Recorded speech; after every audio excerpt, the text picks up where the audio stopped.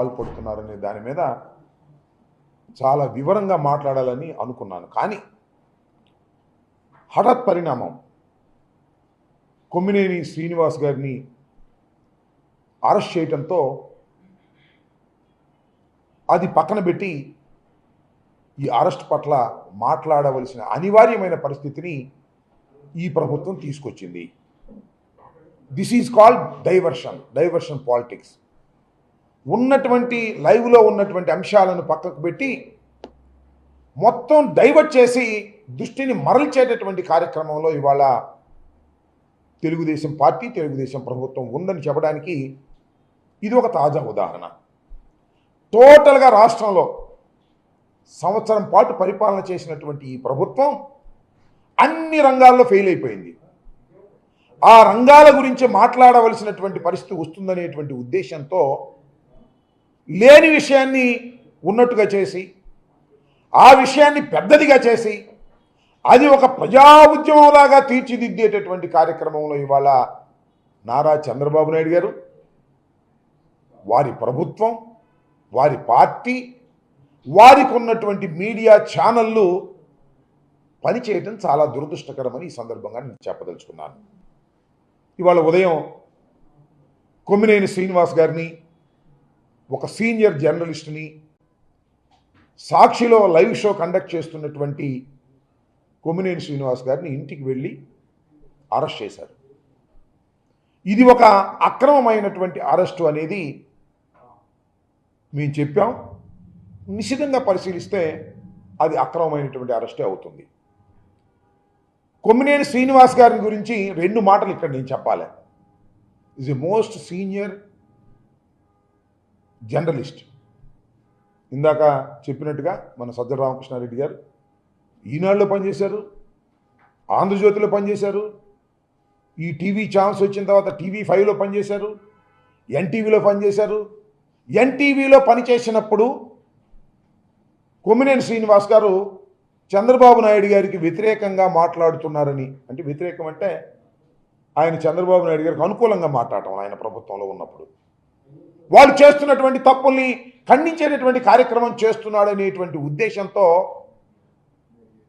NTV మీద ఒత్తిడి తీసుకొచ్చి ఆయన లైవ్ షోని ఆపేశారు. ఆయన్ని దాని నుంచి తీసేస్తేనే మీ ఛానల్ని, ఎన్టీవీ ఛానల్ ఆంధ్రప్రదేశ్లో చూపిస్తాము అనేటువంటి పద్ధతుల్లో చంద్రబాబు నాయుడు గారు ప్రభుత్వం మొత్తం ఏకమై ఆ ఛానల్ మీద ఒత్తిడి తీసుకొస్తే గత్యంతరం లేని పరిస్థితుల్లో కొమ్మినేని శ్రీనివాస్ గారు ఆ ఛానల్ నుంచి బయటకు వచ్చారు. బయటకు వచ్చిన తర్వాత మళ్ళీ సాక్షులు చేరి ఆయన లైవ్ షో కండక్ట్ చేస్తున్నారు. ఇవాళ కొత్తగా లైవ్ షో కండక్ట్ చేయట్లేదు. ఆయన TV5లో, ఎన్టీవీలో, సాక్షిలో లైవ్ షోలు కండక్ట్ చేస్తూ వచ్చినటువంటి వ్యక్తి. ఎక్కడ తప్పు చేయలేదు ఇంతవరకు నాకు తెలిసి.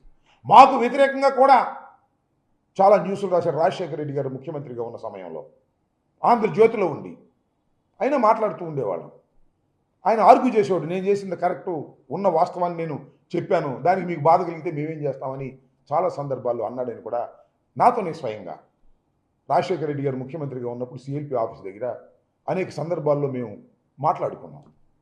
అలాంటి సిన్సియర్గా పనిచేసేటటువంటి కొమ్మినేని శ్రీనివాస్ గారి మీద నారా చంద్రబాబు నాయుడు గారు కక్ష పూనారు. కక్ష అంటే సింపుల్, మనం చూసాం కదా, సత్యనపల్లిలో ఒక CI గారు మా సామాజిక వర్గమై మమ్ముల్నే తిడతారా, అది పాయింట్ ఇక్కడ. మా సామాజిక వర్గమై మమ్ముల్నే దూషిస్తారా, మమ్ముల్నే విమర్శిస్తారా, ఏ కొమ్మినేని అని కక్ష పెట్టాడు పాపం చంద్రబాబు నాయుడు గారు. ఆ కక్ష ఇవాళ తీర్చుకునేటటువంటి పరిస్థితికి దిగజారిపోయాడని మనం చేస్తున్నాం. ఎస్, నేను చెప్తానండి, అడుగుతానండి. ఇప్పుడు లైవ్ షోలో అనేకం జరుగుతున్నాయి. మీరు చూశారుగా, లైవ్ షోలో కొట్టుకున్నారు, లైవ్ షోలో బూతులు మాట్లాడుకున్నారు. ఎవరు వాళ్ళు? ఆ ఛానల్కి సంబంధించిన వారు కాదు, ఆ ఛానల్ ఇన్విటేషన్ మీద వచ్చిన వారు. వారు ఇష్టం వచ్చినటువంటి వారు అభిప్రాయం చెప్పారు, చెబుతారు కూడా. చెబితే ఆ ఛానల్ మీద అంటగట్టేస్తారా? ఇంతకుముందు అంటగట్టారా? నేను మనవి చేస్తున్నా, TV5, ABN వీళ్ళందరూ ఇవాళ మాట్లాడుతూ ఉన్నారు ఇష్టం వచ్చినట్టుగా. కొమ్మినేని శ్రీనివాస్ గురించి మాట్లాడుతూ ఉన్నాడు, తోటి జర్నలిస్టే. రే కొమ్మినేని ఏంది ఇది నాకు అర్థం కాలే. ఇవాళ ఒక ఆరోపణ చేశారు మీరు, ఇష్టం వచ్చినట్టుగా బూతు లైవ్లో మాట్లాడుతున్నారు. కుక్క బిస్కెట్లు వేస్తేనంట మాట్లాడుతున్నారంట. నువ్వే కుక్క బిస్కెట్లు తిని మాట్లాడుతున్నావు నువ్వు ఇవాళ ఆ ఏబిఎన్లో, ఆ టీవీ5లో? మీరైతే మాట్లాడొచ్చు. ధర్మమైన విశ్లేషణ చేసేటటువంటి వ్యక్తి కొమ్మినేని శ్రీనివాస్. దీనిలో ఏ విధమైన సందేహం లేదు. ఇవాళ ఆయన మీద గుట్టగాల్చి వేసేసి తుడుచుకోమని ఇవాళ మరి మాట్లాడుతున్నారు. ఎస్, ఆయన పేరు రాజు గారు వచ్చారు, విశ్లేషకులు. ఇవాళ కొత్తగా రావట్లేదే, చాలా ఛాన్స్కి వెళ్తున్నాడే. ఆయన ఒక అభిప్రాయాన్ని వ్యక్తం చేశాడు, అది తప్పు కావచ్చు. దానికి సాక్షికి సంబంధం ఏంటి? ఒక ఇన్విటేషన్ మీద వచ్చినటువంటి ఒక విశ్లేషకుడు కానివ్వండి, లేదా ఒక జర్నలిస్ట్ కానివ్వండి, తన అభిప్రాయాన్ని చెప్పినప్పుడు ఆ అభిప్రాయం తప్పైనప్పుడు ఆయన అభిప్రాయానికి బాధ్యులై ఉండాలి తప్ప కొమ్మినేని శ్రీనివాస్ గారికి ఏం సంబంధం, సాక్షికి ఏం సంబంధం? ఆలోచించుకొని మనం చేస్తున్నాం. అంటే నీ కొమ్మినేని శ్రీనివాస్ గారి మీద కక్ష ఉంది కాబట్టి, సాక్షి మీద కక్ష ఉంది కాబట్టి దేశంలో ఉన్నటువంటి మీడియాలన్నీ మేనేజ్ చేయగలను, కానీ రాజశేఖర రెడ్డి గారు పెట్టినటువంటి సాక్షిని మాత్రం నేను మేనేజ్ చేయలేను కాబట్టి సాక్షి మీద బురద జల్లే కార్యక్రమం, సాక్షిలో పనిచేస్తున్న వారి మీద బురద జల్లే కార్యక్రమం. ఏమండి నాకు తెలియక అడుగుతాను. సాక్షిలో అనేకమైన వార్తలు వస్తాయి, అనేక మంది విశ్లేషకులు వస్తారు, జర్నలిస్టులు వస్తారు బయట నుంచి. వాళ్ళు తమ అభిప్రాయాలను వ్యక్తం చేసినప్పుడు అవి తప్పు అయినప్పుడు వాళ్ళు క్షమాపణ చెప్తారు, చెప్పారు. దాన్ని కొమ్మినేని శ్రీనివాస్ గారికి చుట్టి, ఆ తర్వాత భారతమ్మ గారికి చుట్టి, ఆ తర్వాత జగన్మోహన్ రెడ్డి గారికి చుట్టి, చంద్రబాబు నాయుడు గారు అంట ట్వీట్ చేశాడు, జగన్మోహన్ రెడ్డి గారికి క్షమాపణ చెప్పాలంట. అది నీ కక్ష అంతా జగన్మోహన్ రెడ్డి గారి మీద. అమరావతి మీద ప్రేమ కాదు, అమరావతిని దోచుకునే కార్యక్రమం చేస్తున్నావు నువ్వు. దీన్ని అడ్డం పెట్టుకుని, షీల్డ్ అడ్డం పెట్టుకుని అమరావతిని ఏదో అన్నారు, అమరావతి మహిళలను అన్నారు, అమ్మల్ని అన్నారు, తమ్ముళ్ళని అన్నారు, చెల్లెళ్ళని అన్నారు, అక్కల్ని అన్నారు. బాగుంది ఎమోషన్. ఈ ఎమోషన్ తీసుకొచ్చి 4 రోజులు నడిపి సాక్షి మీద, జగన్మోహన్ రెడ్డి గారి మీద, వైఎస్ఆర్ కాంగ్రెస్ పార్టీ మీద బురద తల్లేటటువంటి కార్యక్రమాలు చేస్తున్నారు. ఇది చాలా దారుణమైనటువంటి అంశమని కూడా ఈ సందర్భంగా నేను మనవి చేస్తున్నాను. వాళ్ళందరూ చెప్తున్నారు. ఎవరు వీళ్ళందరూ? కొత్తగా పుట్టుకొచ్చిన వాళ్ళు ఏం కాదు. ఆ టీవీ5, ఆ ఏబిఎన్ఏ, వీళ్ళే దానిలో పనిచేసేవాళ్ళు. మా దగ్గర పనిచేసేవాళ్ళు అంటే కుక్క బిస్కెట్లు అంట, వీళ్ళు పనిచేసేవాళ్ళు నక్క బిస్కెట్లు తింటున్నారా? నాకు అర్థం కాలేదు. మీ ఇష్టం వచ్చినట్టు మాట్లాడే కార్యక్రమం చేస్తున్నారు, లైవ్లో ఇష్టం వచ్చినట్టు బూతులు ఇచ్చే కార్యక్రమం చేస్తున్నారు. చాలా దుర్మార్గం అని మనం చేస్తాం. చాలా ఇంతకుముందు నేను మనవి చేస్తాను. నేను కూడా ఇక చూడండి, భారతమ్మ గారి మీద ఏ విధంగా దుష్ప్రచారం చేసేటటువంటి కార్యక్రమాలు ఇంతకుముందు నడిపారు. దీనికి సమాధానం లేదు. దీని మీద నో యాక్షన్. జగన్ గారి మీద ఈ విధంగా నో యాక్షన్, మా మీద చేస్తే నో యాక్షన్. టీవీ5 7 ఈయనెవరు, చాలా ఇంతకుముందు కూడా నేను చాలా సందర్భాల్లో చెప్పాను. ఈ రకంగా మా మీద క్షణం కూడా ఖాళీ లేకోకుండా దాడులు చేస్తారు మీడియా ద్వారా. నేను స్వయంగా వెళ్ళి కిరా కార్పి, సీమరాజు, వాళ్ళు ఏం మాట్లాడుతున్నారు చూశారా మీరు? ఇన్ని బూతులు మాట్లాడతారు. నేను పోయిన మాసం వెళ్ళి నేను కంప్లైంట్ ఇచ్చా, నో యాక్షన్ టిల్ నౌ.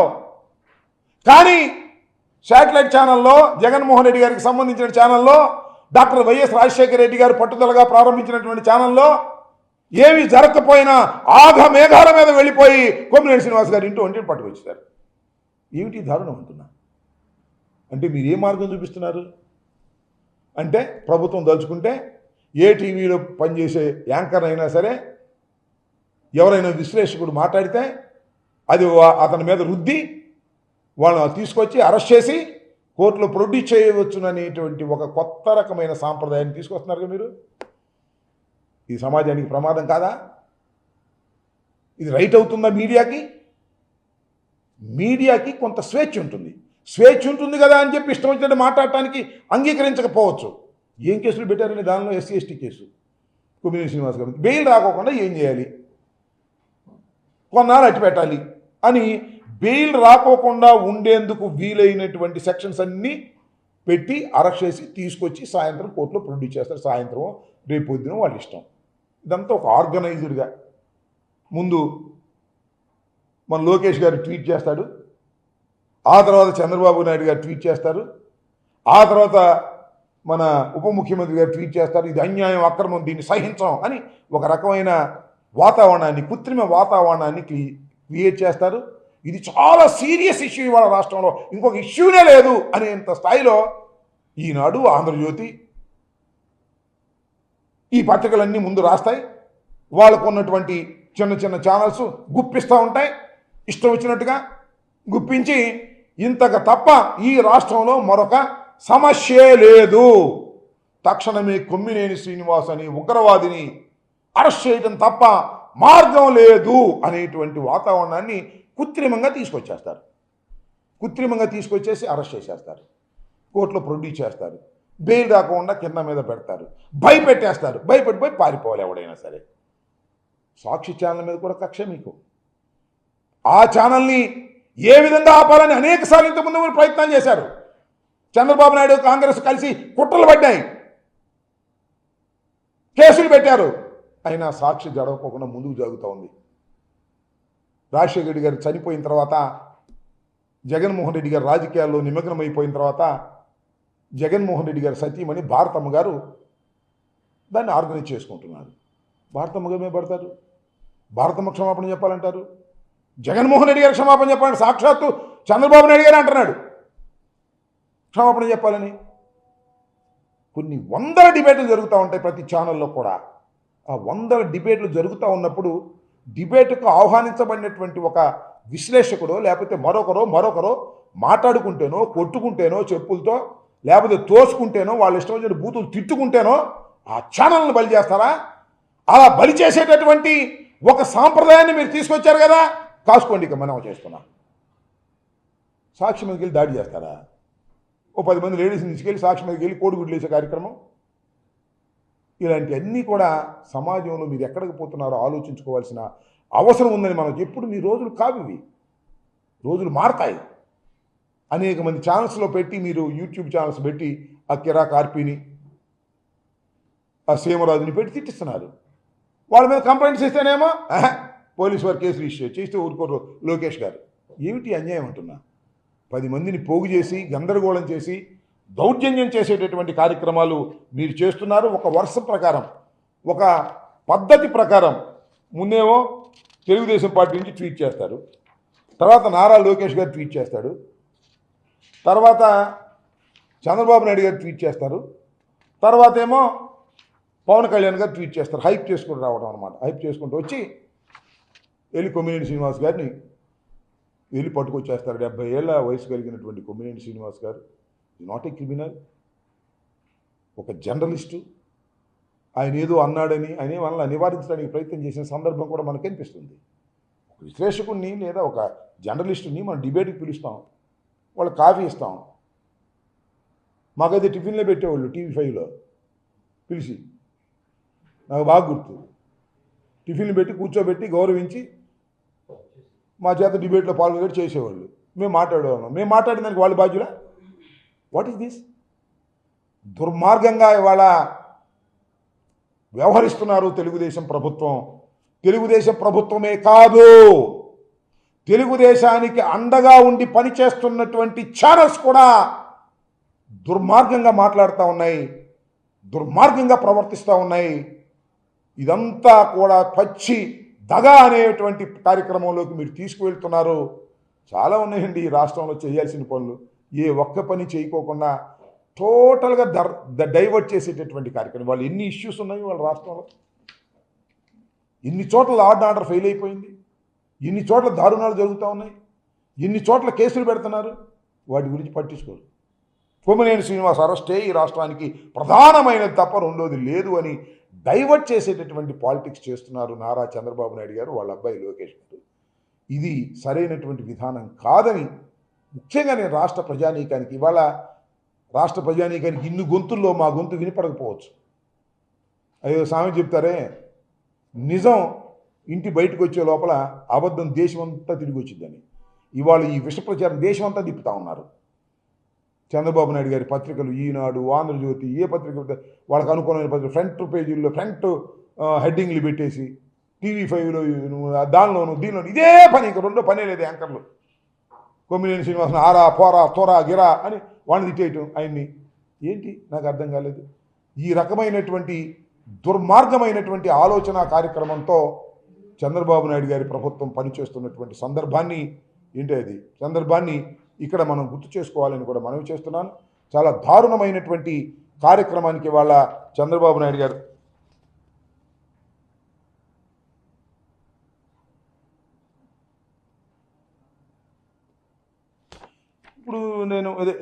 ఇప్పుడు మనం ఇందాక చెప్పాను కదా, సాక్షి ఆఫీసు మీద మీరు దాడి చేస్తారు. సాక్షి ఆఫీసు మీదకు వెళ్ళి ఎవరు బాధ్యత కలిగినటువంటి తెలుగుదేశం నాయకులు సాక్షి ఆఫీసు మీదకు వెళ్తారు.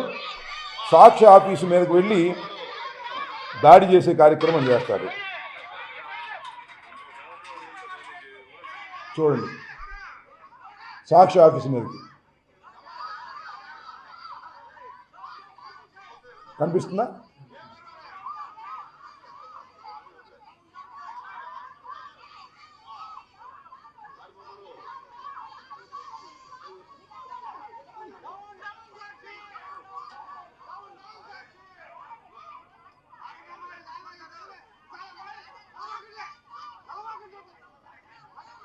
నవమాకండి అంట, డౌన్ సాక్షి నవమాకండి అంటున్నాడు.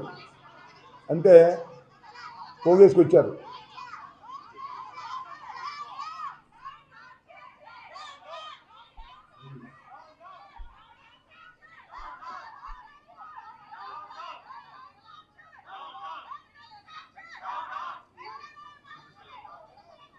సరే, ఓకే.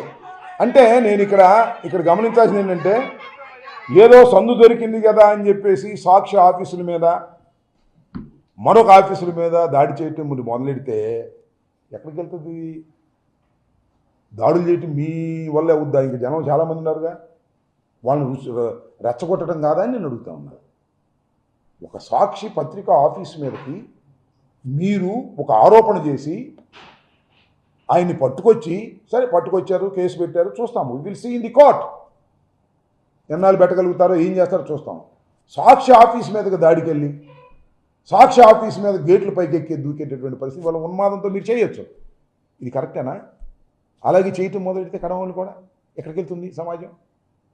మాకు వ్యతిరేకంగా ఉన్న పత్రికలు ఉన్నాయి కదా, వాళ్ళకి ఆఫీసులు ఉన్నాయి కదా. ఇదేనా సంస్కృతి? ఇలాంటి సాంప్రదాయాన్ని మీరు తీసుకొస్తున్నారా? ఆలోచించుకోమని మనం చేస్తున్నాం. కాబట్టి సాక్షిలో జరిగినటువంటి డిబేటుకు సంబంధించి ఎవరు ఏ అభిప్రాయాలు చెప్పినా అది సాక్షికి సంబంధం లేదనే విషయాన్ని గమనించాలి. సాక్షికి సంబంధం లేదు, వైఎస్ఆర్ కాంగ్రెస్ పార్టీకి సంబంధం ఉండదు. పైగా ఆ రాజు గారు క్షమాపణ చెప్పాడు. That is his individual opinion. ఆ ఒపీనియన్ సాక్షి ఒపీనియన్ అయితే ప్రసరించినటువంటి ప్రసారాల్లో వచ్చినటువంటి ఒపీనియన్ సాక్షి ఒపీనియన్ అవుతుందా? ఈ సింపుల్ లాజిక్ని మర్చిపోయి దొరికిందే ఛాన్స్ కదా అని సాక్షి మీద, కొమ్మినేని శ్రీనివాస్ గారి మీద రంకెలేసి మీడియాలో పెద్దగా చెప్పించి చివరికి తీసుకొచ్చి అరెస్ట్. అంతగానే ఏం చేయగలుగుతారు మీరు? అరెస్ట్ చేస్తారు, లోపలేస్తారు, అటు పెట్టేస్తారు అక్కడే చచ్చిపోయేదాకా. కొమ్మినేని శ్రీనివాస్ గారు రిలీజ్ కాడా? ఇవాళ కాకపోతే రేపు కాకపోతే ఎల్లుండి, లేదా 10 రోజులు, 15 రోజులు, 4 రోజులు, అంతేగా. ఇప్పటికే చాలామంది ఉన్నారుగా. ఏంటిది? ఎక్కడికి పోతున్నారు? ఇక ప్రభుత్వం అంటే వైసీపీకి సంబంధించిన, సాక్షికి సంబంధించిన వాళ్ళని అరెస్ట్ చేయటం, లోపల పెట్టడం తప్ప రెండో పనే లేదా? ఇచ్చిన హామీల గురించి పట్టించుకునేది లేదా? ఇచ్చిన హామీలు నెరవేర్చే పరిస్థితి లేదా?